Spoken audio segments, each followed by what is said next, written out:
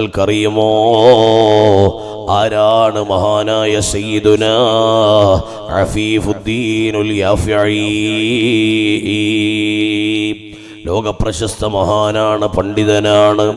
നബി സല്ലല്ലാഹു അലൈഹി വസല്ലം തങ്ങളുടെ വിശുദ്ധമായ മദീനയുടെ അതിർത്തിയിൽ വന്നിട്ട് വല്ലാഹി ലൻ അദ്ഖുലൽ മദീനത ഇല്ലാ ബഅദ ഇജാസത്തി റസൂലില്ലാഹ്.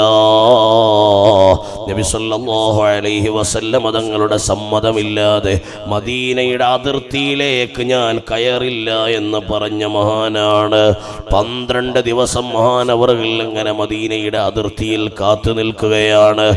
അങ്ങനെ 12ാമത്തെ രാത്രിയിൽ ഹബീബ് സല്ലല്ലാഹു അലൈഹി വസല്ലം തങ്ങൾ സ്വപ്നത്തിൽ വന്നിട്ട് പറയുന്നു, യാ അഫീഫദ്ദീൻ അന ഫിദ്ദുനിയാ നബിയുക വഫിൽ ആഖിറതി ശഫീഉക വഫിൽ ജന്നതി റഫീഖുക.